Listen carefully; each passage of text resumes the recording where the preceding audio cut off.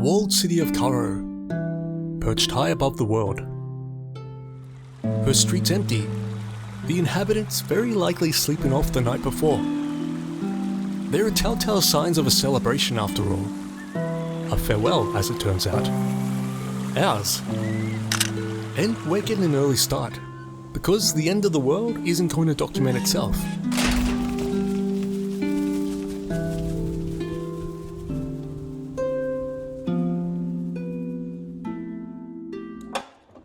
Every Mosey starts with a blank page, a silent audio track, an empty timeline.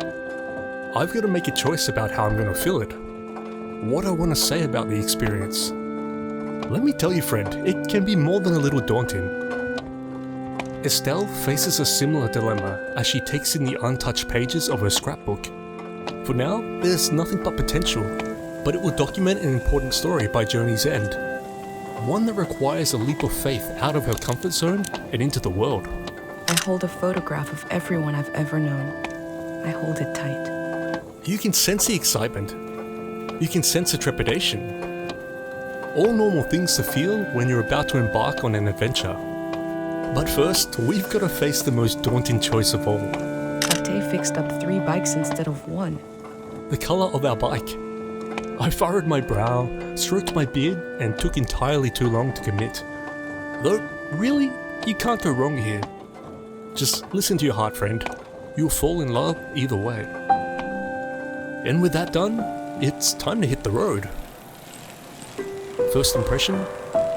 The game's art direction is a thing of beauty.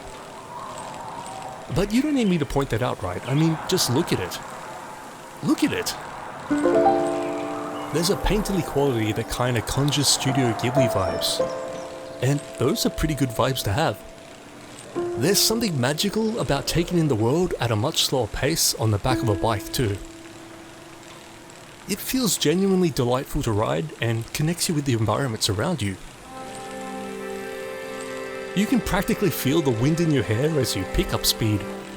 And if you see something interesting, there's nothing stopping you from hitting the brakes to explore. And let me tell you, friend, this is a world absolutely made for exploring. Taking in the sights and sounds literally is the entire point. Everything here is designed around it. Armed with a camera, microphone, journal, and wheels. We're part journalist, part documentarian, part scrapbooker, part anthropologist. It could be a sound. It could be a weird piece of art. They seem to be looking for something. It could be people just living their lives and doing their thing. What are you doing here? Essentially, we're tasked with important preservation work. I've never met anyone doing what you're doing. Everything notable out here? Well, that's going in the scrapbook. And no two are going to be alike. Maybe you're thinking that less is more. Just the facts for someone else's interpretation. Maybe you're like me and attempt to fill every piece of the page with as much as you possibly can. If there was even the slightest hint of white page left, you best believe I thought about filling it. Trying my best to make it pleasing to the eye, sure, but sometimes you've got to do what you've got to do. But there's only so much space in your journal. What stories do you tell? What memories do you preserve?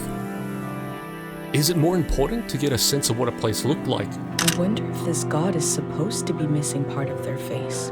Or how people lived there instead? I wonder what they dream about. Is Estelle just an observer here? Or should everything be framed through her point of view? My first time petting an animal.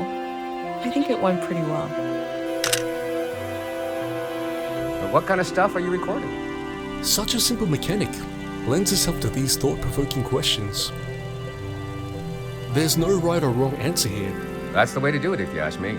You just have to do what you think is best. Games like Firewatch tend to give you a limited roll of film, and you've got to make every shot count. That's not the case here. It seems Estelle packed all the film for a trusty Polaroid camera. I'd like to live in a house that looks like this. You can absolutely take 100 photos, sure, but you can't use 100 photos.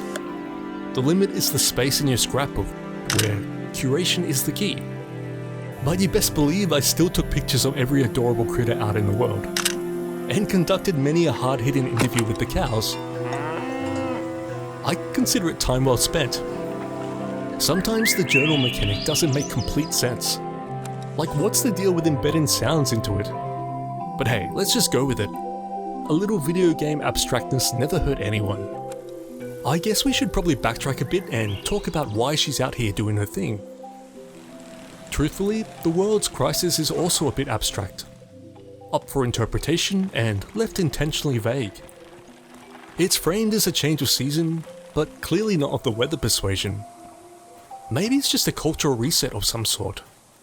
Maybe it's something a little more extreme. But either way, the stakes feel very real. There's a sense it's happened before, and people are preparing. Whatever it is, there's a foreboding and melancholy atmosphere presented through the adventure. Unlockable flashbacks with other characters help to deepen your understanding too.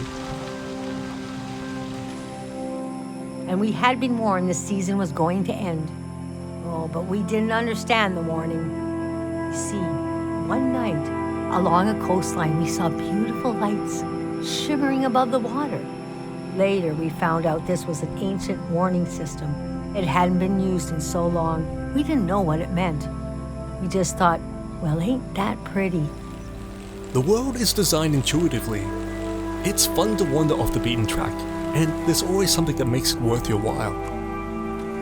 There's a map, sure, but I found it best to just pick a landmark on the horizon as your guide, and often deciphering the map was more confusing on the navigation front anyway. There's a sense of charm and wonder from the get-go that only intensifies. The game does an incredible job of giving the sense of distance the further you travel. The map opens up a bit later too, giving more autonomy in deciding the order you pursue the objectives.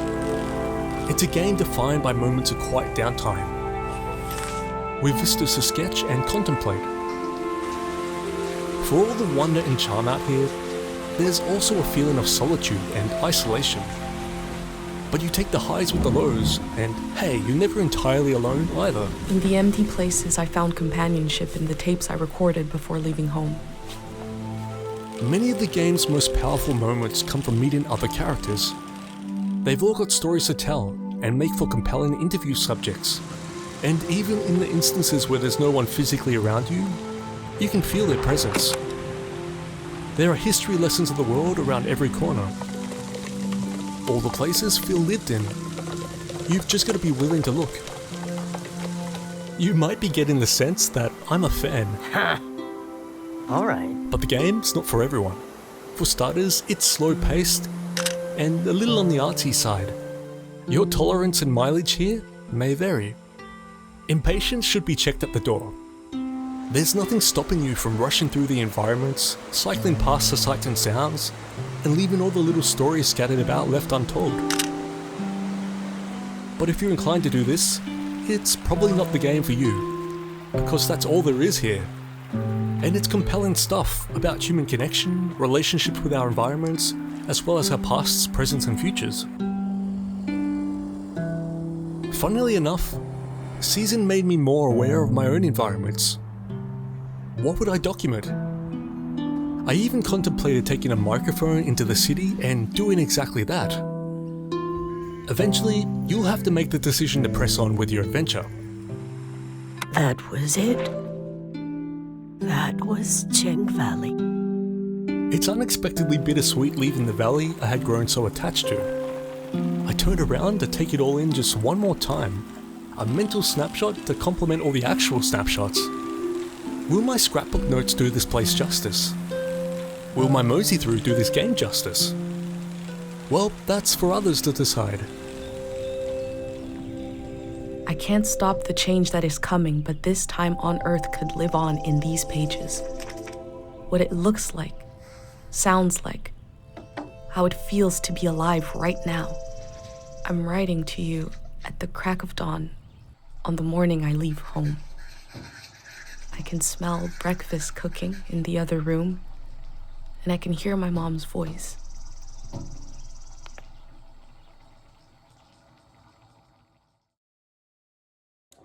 That was MoseyThrough. I'm Dan Clarke. Thanks for watching. And don't forget to mosey through to the like and subscribe buttons.